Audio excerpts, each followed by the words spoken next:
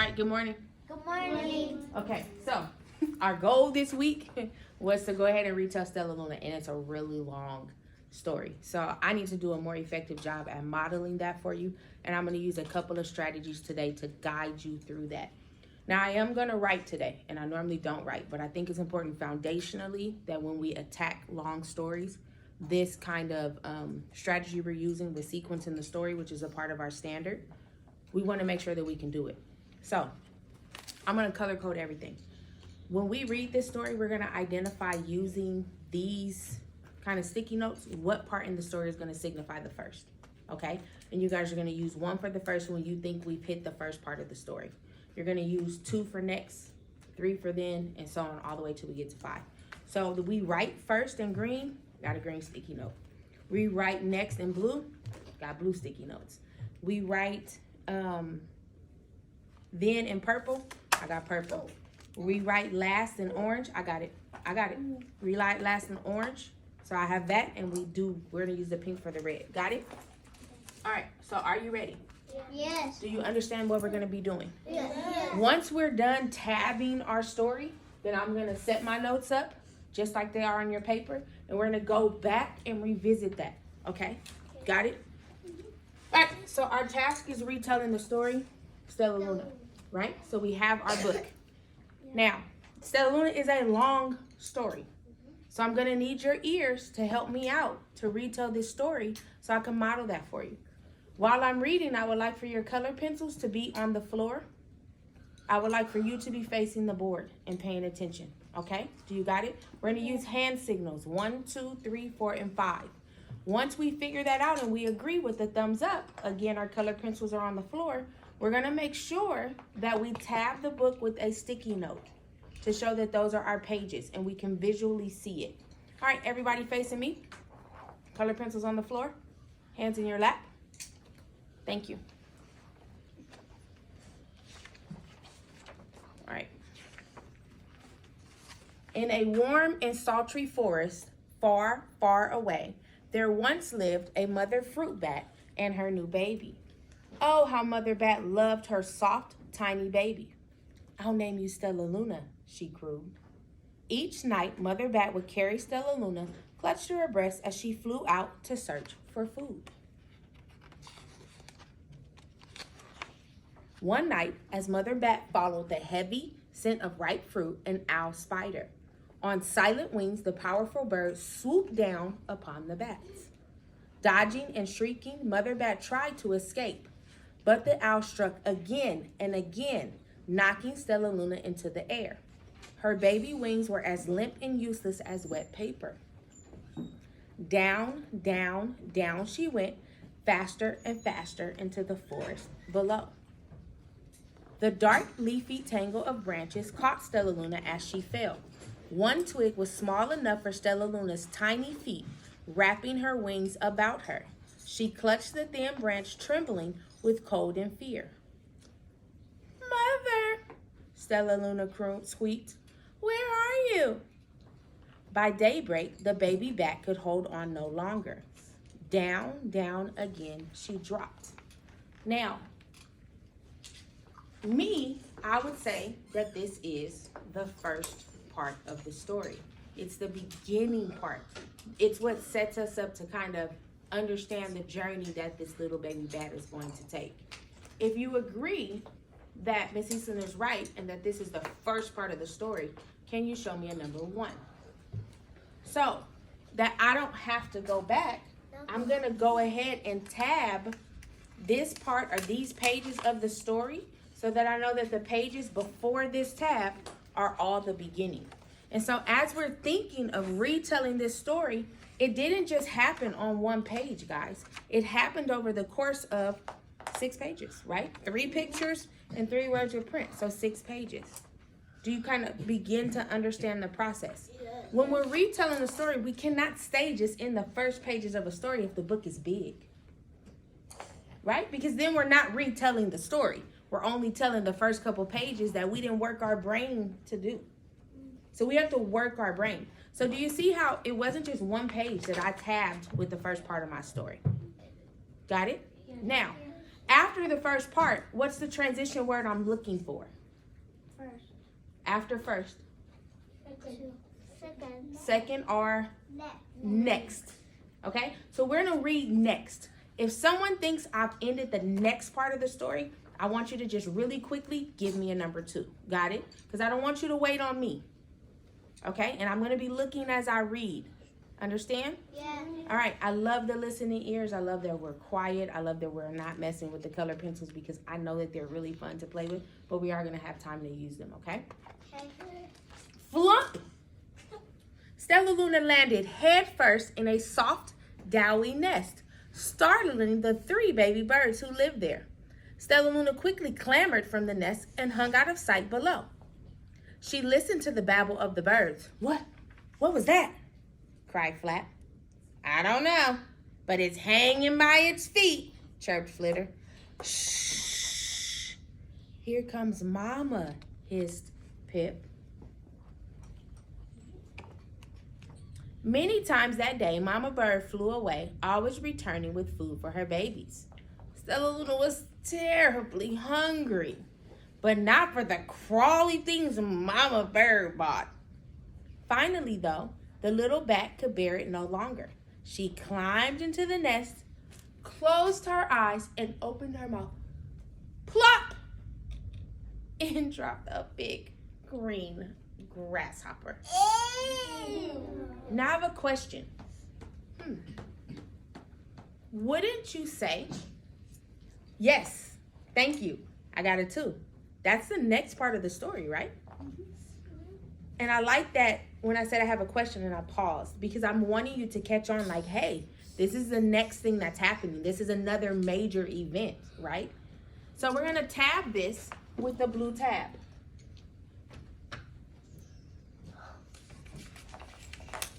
And I know that the pages in between the green tab and the blue tab are my first and next part of the story. When I go to write, it's easy.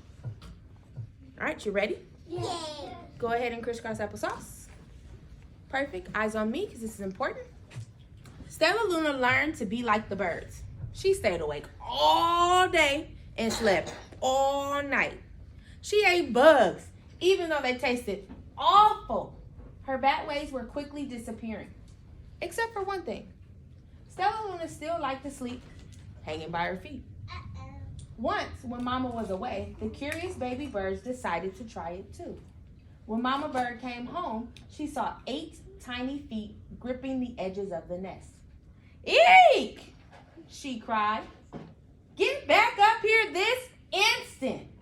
You're gonna fall and break your necks.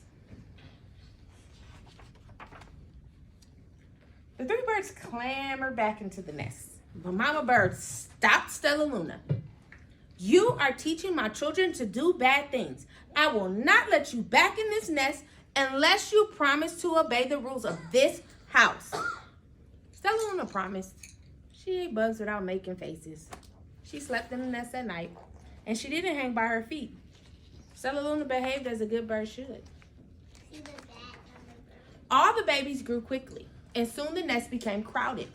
Mama Bird told them it's time to learn to fly. One by one, Pip, Flitter, Flap, and Stellaluna jumped from the nest. Their wings worked. I'm just like them, thought Stellaluna. I can fly too. Pip, Flitter, and Flap landed gracefully on the branch. Stellaluna tried to do the same. Thank you, Leilani, for sitting correctly, and your pencil's not in your hand. I appreciate it. Thank you, Louise. Thank you, Catherine. I will fly all day, Stellaluna told herself. Then no one will see how clumsy I am. And I skipped a page, so let me go back. How embarrassing, because remember, she's clumsy, right?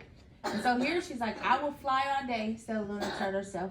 Then no one will see how clumsy I am. And I'm going to stop there because, yes, that would give me then what happened in the story, right? So she landed in this nest. She has to behave like a bird. She gets in trouble for hanging by her feet. And then she's learning to fly, but she's embarrassed, right? Yeah. Because is she really a bird? She's a bat. It's a bat. So we're going to mark these pages with the purple because we know that in between these pages is the part in the story where we are. Does it make sense how you see Miss Eastland is color coding her book? Yeah. So it makes the book a little more easier to navigate. All right, so we've already answered then. We're looking to see kind of where we get to the last part and finally. The next day, Pip, Flitter, Flap, and Stellaluna went flying far from home. They flew for hours, exercising their new wings. The sun is setting, warned Flitter. We better go home or we will get lost in the dark, said Flap. But Stellaluna had flown far ahead and was nowhere to be seen. The three anxious birds went home without her. All alone, Stellaluna flew and flew until her wings ached and she dropped into a tree. I promised not to hang by my feet, Stellaluna sighed. So she hung by her thumbs and soon fell asleep. She didn't hear the soft sounds of wings coming near. Hey, a loud voice said. Why are you hanging upside down? Stellaluna's eyes opened wide. She saw a most peculiar looking face. I'm not upside down, you are, Stellaluna said. Ah, but you're a bat. Bats hang by their feet. You're hanging by your thumbs. So that makes you upside down. The creature said, I'm a bat. I'm hanging by my feet. That makes me right side up. Stellaluna was confused. Mama bird told me I was upside down. She said I was wrong. Wrong for a bird, maybe, but not for a bat.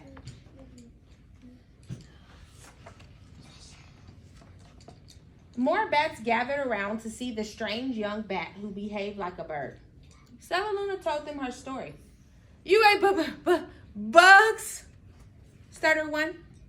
You slept at night, gasped another. I like it. Luis gave me a 4. And the reason he gave me a 4 is because, yeah, that is the last thing kind of that happens in the story before we get to the thing, right? She meets other bats, okay? So I'm going to finish this page and we're going to mark this as last and then go into our final part of the story. How very strange, they all murmured. Wait, let me look at this child. A bat pushed through the crowd. An owl attacked you? She asked. Sniffing Stellaluna's fur, she whispered, you are Stellaluna. You are my baby.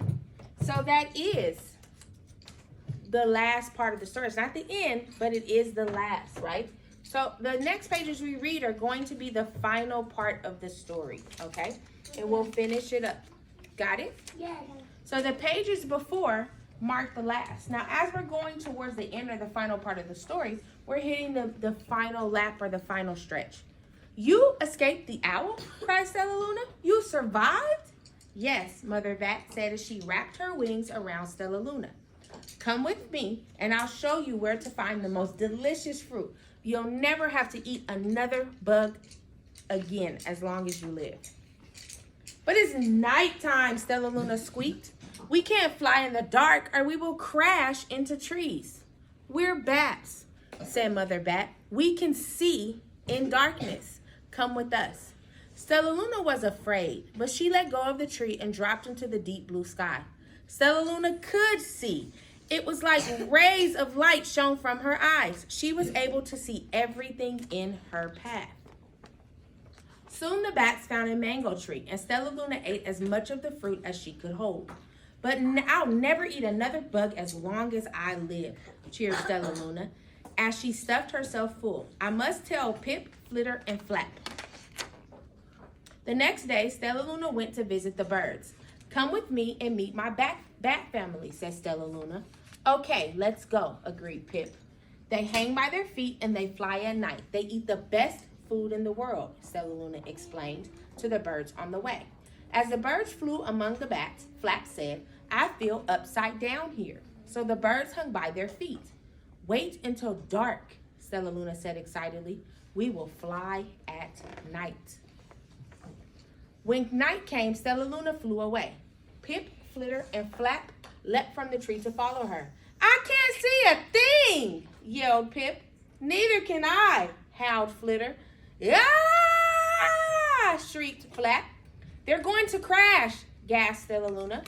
"I must rescue them." Stellaluna swooped about, grabbing her friends in the air. She lifted them to a tree, and the birds grasped a branch. Stellaluna hung from the limb above them.